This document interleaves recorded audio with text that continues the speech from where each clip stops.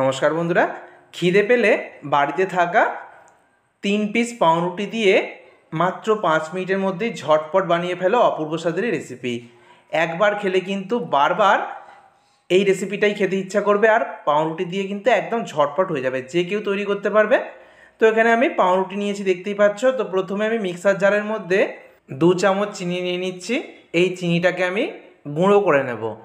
তো মিক্সার জারটাকে ঘুরিয়ে চিনিটাকে কয়েক সেকেন্ডের মধ্যেই গুঁড়ো করে নিলাম।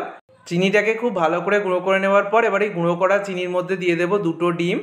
তো 2টো ডিমকে আমি ফাটিয়ে মিক্সার জারের মধ্যে দিয়ে দিচ্ছি। তারপর খুব সামান্য লবণ এখানে অ্যাড করছি। লবণ দেওয়াটা সম্পূর্ণ অপশনাল, লবণ তোমরা নাও দিতে পারো।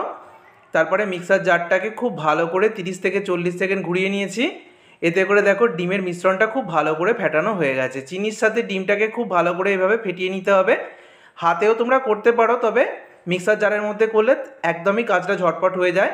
এবার নিয়েছি আমি চায়ের কাপের হাফ কাপ লিকুইড দুধ। এখানে আগে থেকে জাল দিয়ে ঠান্ডা করা লিকুইড দুধ নিয়েছি। আর ডিমের গন্ধ যাতে না ছাড়ে তার জন্য আমি এখানে দিয়ে দিলাম ভ্যানিলা এসেন্স। ভ্যানিলা এসেন্সের পরিবর্তে তোমরা দারচিনি গুঁড়ো দিতে পারবে। তো আবারও মিক্সার জারটাকে ঘুরিয়ে নিয়েছি। এবার সমস্ত মিশ্রণটাকে একটা বোলের মধ্যে নিয়ে নিচ্ছি। এখানে আমি যে দুধটা ব্যবহার করেছি লিকুইড দুধ, সেটা আমি আগে থেকে জাল দিয়ে ঠান্ডা করে নিয়েছি। তোমরা চাইলে গুঁড়ো দুধকেও গরম জলের মধ্যে গুলে ব্যবহার করতে পারো। তো মিশ্রণটা একদমই রেডি। এবার যে পাউরুটিগুলো আমাদের বাড়িতে ছিল, সেই পাউরুটির পিসগুলোকে আমি এই মিশ্রণের মধ্যে খুব ভালো করে এপিটোপিট লাগিয়ে নেব। খুব ভালো করে লাগিয়ে নিলেই দেখবে পাউরুটিটা অনেকটা টেনে নেবে মিশ্রণটাকে। তো এইভাবে করে সব কটা পাউরুটিকেই করে নেব।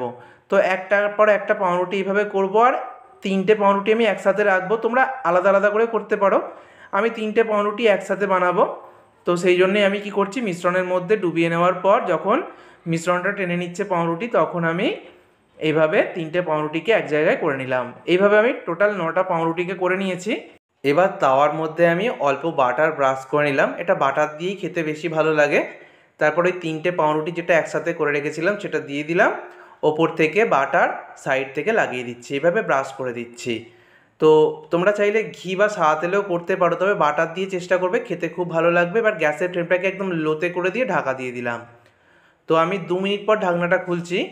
একদম লো করে দেবে ফ্লেমটাকে, তারপরেই ঢাকা দিয়ে দেবে। 2 মিনিট পর আমি এটাকে উল্টিয়ে দেবো, আর খুব সাবধানে উল্টাতে হবে। আর দেখবে আস্তে আস্তে করে 3টে পাউরুটি কিন্তু একসাথে হয়ে যাবে। এটা কিন্তু আর আলাদা হবে না, মানে কোনোভাবে 3টে পাউরুটি সেপারেট হয়ে যাবে না, যেহেতু ডিম দেওয়া আছে। তো আবার ওপর থেকে আর সাইডের দিকে কিছুটা বাটার আমি অল্প করে ব্রাশ করে দিচ্ছি। আর খুব সুন্দর একটা কালারও চলে আসবে, আর 3টে পাউরুটি একদম একসাথে হয়ে যাবে। তো তারপরে আবারও ঢাকা দিয়ে দিলাম। ফ্লেমটা কিন্তু একদম লোতেই থাকবে। তারপর লো ফ্লেমে আরও 2 থেকে 3 মিনিট এটাকে কুক করলেই একদম সম্পূর্ণভাবে এটা রেডি হয়ে যাবে। তোমরা চাইলে একটা পাউরুটি বা 2টো পাউরুটিকে একসাথে করতে পারো, মানে একটা পাউরুটি দিয়েও করতে পারো, আবার 2টো পাউরুটিকে একসাথে করতে পারো। আমি 3টেকে একসাথে করলাম, দেখতে ভালো লাগবে। আর যখন খিদে পায় তখন একসাথে 3টে পাউরুটি হলে খেতেও কিন্তু ভালো লাগবে, পেটটাও ভরে যাবে।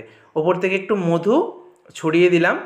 তো এই রেসিপিটার নাম ফ্রেঞ্চ টোস্ট, যেটা কিন্তু দুর্দান্ত খেতে হয়, ঝটপট হয়ে যায়। ঠিক যেভাবে দেখিয়েছি এইভাবে করবে। দেখো 3টে পাউরুটি কিন্তু এক হয়ে গেছে, বোঝাই যাচ্ছে না। আমি পাউরুটিটাকে কেটে নিয়েছি, আমি একটা এইভাবে বানিয়ে দেখালাম। তৈরি হয়ে গেল একদম নরম তুলতুলে দুর্দান্ত স্বাদের ফ্রেঞ্চ টোস্ট। অবশ্যই বাড়িতে ট্রাই করো, আর কেমন হয়েছে সেটা আমাকে কমেন্ট করে জানিও। সকলে সুস্থ থেকো, ধন্যবাদ।